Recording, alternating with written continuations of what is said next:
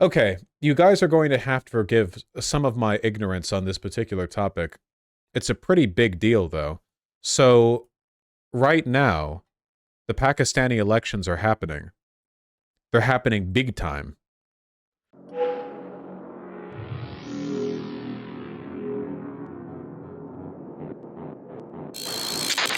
Pakistan is, as I understand it, a pseudo military dictatorship where the military is represented by a political party that ostensibly gets voted in, but in practice, it's not exactly a functioning democracy.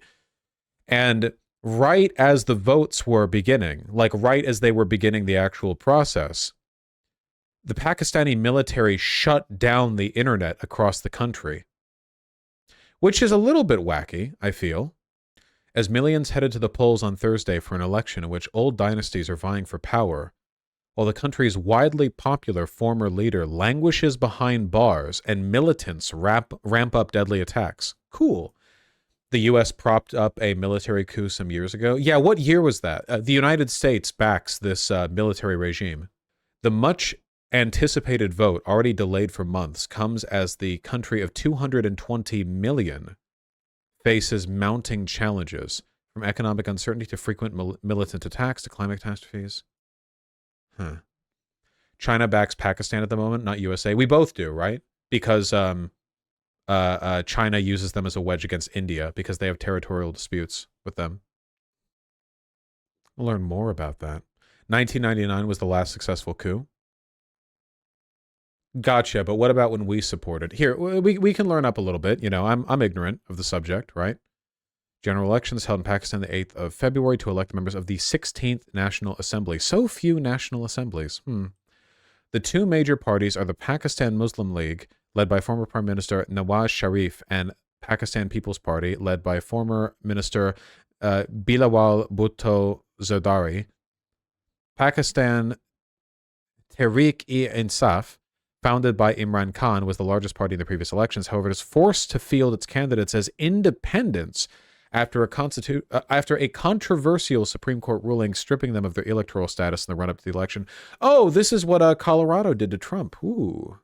The Pakistan Tehreek-e-Insaf is a political party in Pakistan established in 1996 by Pakistani cricketer-turned-politician Imran Khan. Yep, that's pretty Pakistani, I feel. Huh. It does say mobile internet services were shut down, so theoretically people on computers there still had access, unless I'm just dumb and it doesn't work like that. Maybe. I wonder what the benefit of that would be. In 2018, general elections were held in Pakistan on Wednesday, 25th. As a result of the elections, the PTI became the single largest party at the national level in both terms of popular votes and seats. At the provincial level, the PTI remained the largest party in Khyber Pakhtunkhwa. The PPP remained the largest party in... Okay. 2022. The opposition parties under the banner of Pakistan Democratic Movement submitted a vote of no confidence against Prime Minister Imran Khan to the National Assembly Secretariat.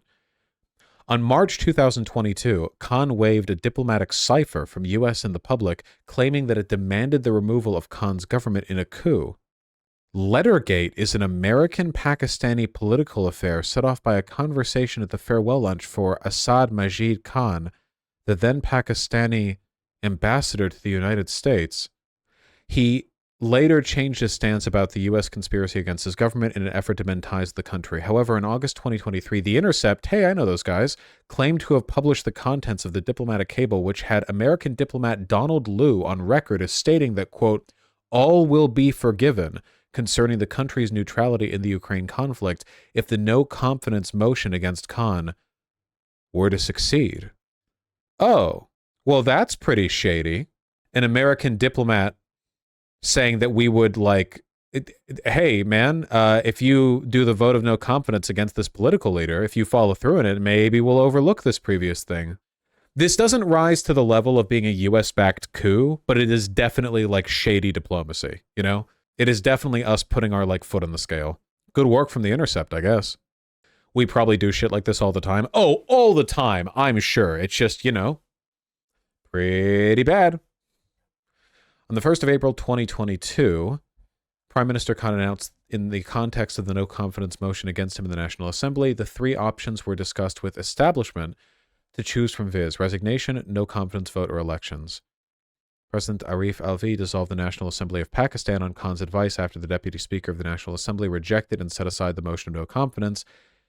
This move would have required elections to the National Assembly to be held within 90 days. On the 10th of April, after a Supreme Court ruling that the no-confidence motion was illegally rejected, a no-confidence vote was conducted and he was ousted from office, becoming the first prime minister in Pakistan to be removed from office by a vote of no confidence. Khan claimed the U.S. was behind his removal because he conducted an independent foreign policy and had friendly relations with China and Russia. His removal led to protests from his supporters across Pakistan. Okay. So, if I'm understanding this correctly, and chat, please feel free to correct me, Prime Minister Khan floated the idea of the no confidence motion, but the president, on the advice of Prime Minister Khan, dissolved the National Assembly, and then the Supreme Court said that they had illegally rejected the no confidence motion, and then they held the no confidence vote, and he was ousted from office. So it seems like this guy, Prime Minister Khan, should have been removed from office in a no confidence vote. The shady thing was America putting their thumb on the scale. Like, Khan seems like, I don't know, at least based on this, not to be a great guy. So removing him in a vote of no confidence might have been a good decision, but the United States was putting their thumb on the scale towards that decision as well. Does that make sense? It's not that shady. The U.S. just said we were in favor of the political opposition because the Prime Minister Khan is super pro-Russia. Yeah, but if the way it was said seems to imply... Yeah, the way it was said is the issue here, you know? The all will be forgiven line with regards to the no confidence vote against Prime Minister Imran Khan, that's not just America saying, I think it would be good if they were removed. That's America saying, like, hey, if you do remove this guy, you know, then we're willing to overlook this thing. You know what I mean? The better way of phrasing this would have been, you know, we disagree with Prime Minister Imran Khan's, positions with regards to the Ukraine war. There's something to that effect. Like, you have to be really careful with stuff like this. You know, yeah, very, like, it would be a shame if like something happened, if there was an accident. Good point, Araxial. Ryan Grimm has done good coverage of this. Maybe you should talk to him. That's true. Wouldn't be bad. Khan wanted ties with China and Russia while the army is very pro-American. And let me guess, the army is very pro-American because we did a military coup there, right? 1977 Pakistani military coup. Did we not back the military here to fight the communists or whatever? The U.S. played an ambiguous role instead, with many charging that the martial law was imposed with the willingness and tacit approval of the U.S. and CIA's involvement. When allegations were leveled against the U.S. by Pakistani historians and scholars, U.S. officials reacted angrily and held Bhutto responsible for his act. Despite U.S. denial, many authors and the PPP's intellectuals themselves held the U.S. responsible and suspected the U.S. of playing a hidden, noble role behind the coup. Neat. Well, not surprising. 1977, you know. I think we continue to back the Pakistani army in anti-insurgency efforts. And what's this other Wikipedia article that was linked? The insurgency in Balochistan is an insurgency or revolt by Baloch separatist insurgents and various Islamist militant groups. Pakistan. Blah, blah, blah. Nationalism is fun, isn't it? Promised to provide military equipment. It's pronounced Baloch like chocolate. Baloch? Baloch? Baloch? Is this... How popular is the military with the people of Pakistan? Not popular? Okay. Are they not popular because they are perceived to be doing a poor job of defending against insurgency and the Taliban and stuff like that? Like, is this like an issue of incompetency, or is this an issue of like diverging political interest? A country longing for a proper democracy. It's complicated. There are many inter-ethnic tensions and disputes. Yeah, that makes sense. It's a big country. Okay, so we have a bit of background now. Not exactly an expert. Accounting for 18.3% of national government expenditure in 2021, after interest payments, Pakistan's military absorbs a large part of the country's annual budget. The armed forces are generally highly approved in Pakistani society. Oh, chat, you wouldn't lie to me, would you? You wouldn't mislead me. Ryan Grimm is not a reliable source on international relations, by the way. I definitely have some disagreements with him, that's to be sure. Yeah. He knows quite a lot that I don't know. From Islamabad, ahead of February 8th general elections, the powerful Pakistan Army has emerged as the most trusted institution, with 74% approval ratings in a survey in which the Election Commission is the least trusted among 8 institutions. Chat, you gave me the opposite of the information that I wanted. You told me an opposite truth. The Ipsos survey further revealed that 3 in 5 youngsters, very official term, in Pakistan think political leaders do not understand their issues or priorities. The Supreme Court had an approval rating of 58%. The media is the third most trusted institution, okay? Political parties' approval rating is 50%. 2 in 3 young Pakistanis responded they believe in the fairness of upcoming 2024 elections. 1 in 3 participants believe there is international influence on Pakistan. A whopping 75% of the respondents, 3 in 4, believe next week's elections will steer the country in the right direction, and 2 in 3 expect the elections will be free and fair. Moreover, 88% believe that their vote is important. Well, that's probably better than the United States. Thank you, Tron Panda TKS. I'll have to take a look at that in a little bit. After the success of the no confidence motion, Shehbaz Sharif became the prime minister after receiving 174 votes out of a total of 342, 2 more than the required majority. Assassination attempt on Imran Khan and his subsequent arrest. All right. Shot at and injured in an attempted assassination. The government registered several cases against him and attempted to arrest him from his home in Zaman Park on 2 different occasions. Each time the police were unable to arrest him as his supporters intervened. Islamabad High Court in a corruption case. Man, is this a situation where both sides of this scale are bad? Anything being done by the government here is being done by, like, American-friendly military backing, but this Imran Khan guy also seems to be a bit of a populist despot, or wannabe despot, I guess. So, it's, like, is this like a Hitler v. Hitler kind of deal? Khan is the best man for the job in Pakistan? Maybe. I mean, maybe. I don't know much about the other viable candidates. I mean, he's pro-Russia, China.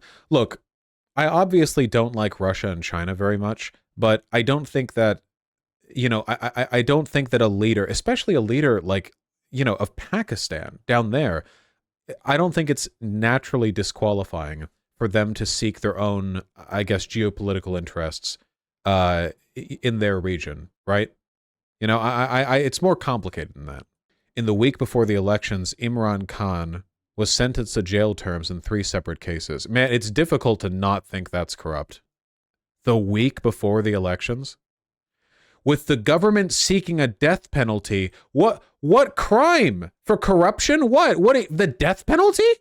A day later, Judge Muhammad Bashir sentenced him and his wife, Bushra Bibi, to a jail term of 14 years, along with fines of 2.7 million USD, each for retaining a jewelry set that was a state gift from Saudi Arabia against an undervalued assessment from the country's Toshakhana? 14 years and 2.7 million for keeping a state gift? And his wife? That's insane. This is obvious. Like, okay, he might have done bad things, but that is an insane ruling. 14 years over that? 2 days later, Judge Qudratullah declared the marriage of Khan and his wife against Islamic law and sentenced both to prison for a term of 7 years for allegedly sodomizing their marriage during Bushra's Iddah period. The case was lodged on the complaint of Kawar Maneka, Bushra's former husband. Oh, sorry, not sodomizing, not sodomizing. You know how us homosexuals are, sorry. It could have also been sodomizing, right? All 3 trials were held behind closed doors in Adilat jail, where Khan has been incarcerated since August 2023 on corruption charges, were marked with rushed proceedings, sudden replacements of defendants' lawyers with state consuls, and other procedural irregularities that led his party to term the decisions to be coming from kangaroo courts. Okay, yeah. I don't know, man. He might be a piece of shit. I don't know. Imran Khan is like fucked. Like, I mean, like he's very clearly being persecuted here, you know? There's no, like, yeah, you know, free my man, my brother, Imran Khan. His rugby skills too good. He was a cricket player. Oh, did I say rugby? Sorry, cricket and rugby are the same thing to me. They're both like foreign versions of sports that America did, kind of, you know? Allegations of pre-poll rigging. Some observers, including the UN and the HRW, have pointed to what appears to be pre-poll rigging in the run-up to the upcoming elections. Okay, So why does the opposition want him down and out so badly? The current party, why are they so desperate to crush him? Like, the military is one thing. Like, I get he's popular or whatever, but like, this is his bitch too bad? The Pakistan Democratic Movement is the current leading party, correct? And this guy's with the PDM? No, this guy's with the Pakistan Muslim League, not the PDM. But he's the current prime minister in Pakistan, no? No, he was after the vote of no confidence, but not the current one. I guess what I want to know is, are there any good guys here? Is there anything that I should be rooting for? Is there a prescriptive position that I should take? I guess I hope for a free and fair election. Pakistan election explained. Oh, we could have just watched this. Aww. Pakistan is heading to polls this week to elect its next prime minister amid an economic crisis, political instability, and increasing violence in the country. Here are 4 things you need to know about Pakistan's next general election. There were 3 major candidates who were planning to battle it out in Pakistan's current election, but one of them, former Prime Minister and ex-cricketer Imran Khan, has been disqualified and barred from holding public office for 10 years. And he's in jail anyway. He has been in prison since August last year on account of various charges against him. Last week, he was first handed a 10-year sentence for leaking state secrets, then a 14-year sentence for selling state gifts, and lastly, a 7-year sentence for breaking Islamic marriage laws in his 3rd wedding. The frontrunner, Nawaz Sharif of the Pakistan Muslim League Nawaz, is a 3-time former Prime Minister who has just returned after 5 years of exile in the United Kingdom. Oh my God. After his conviction in corruption cases in 2018, Sharif fled Pakistan the next year. Maybe this is what normal politics should be, and America's relative period of stability is actually the outlier. Maybe we need to accept that all politics is just like greasy autocrats, oligarchs, and people who have stuffed their pockets with state cash. That's just the natural state of man, you know? Since then, it appears he has mended ties with the military, and in the last 2 months, he has been cleared of all criminal convictions. Wow, that's convenient. Then there is Bilawal Bhutto Zardari, the head of the Pakistan People's Party.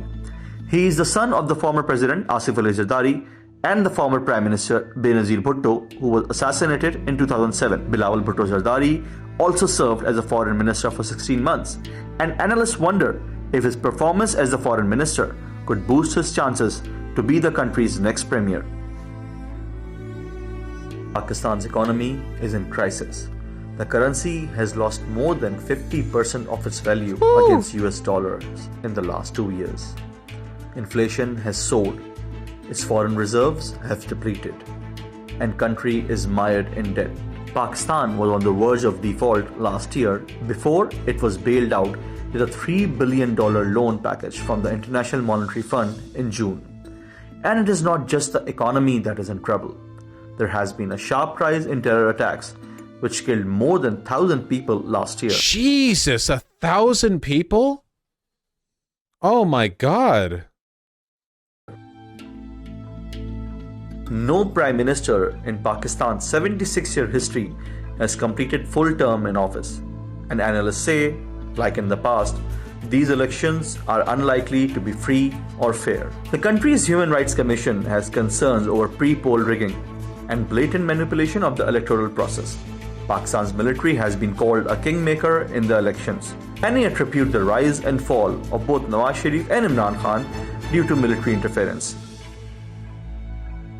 There has also been a surge of somewhere in Pakistan. There's like a shaded room with a lamp hanging in its center, casting a dark shadow on a bunch of mysterious-looking military brass who are all leaning in on a big oval conference table, smoking cigars, choking the room with smoke, and they're all rolling dice to decide what stupid thing they're going to let happen in Pakistan that year, you know? At the beginning of every year, they're just like, okay, this time we're going to boost this guy, we're going to arrest this guy, we're just like, whatever, let's mix it up a little bit. And this year we're doing like a rerun because it's all like legacy candidates.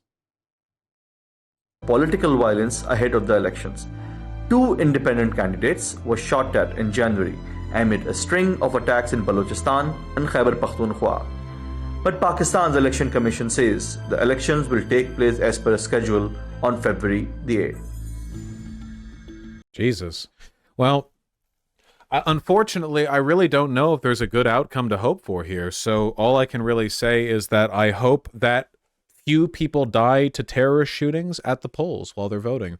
That's my opinion on the matter. You know, that's my expert take on the subject.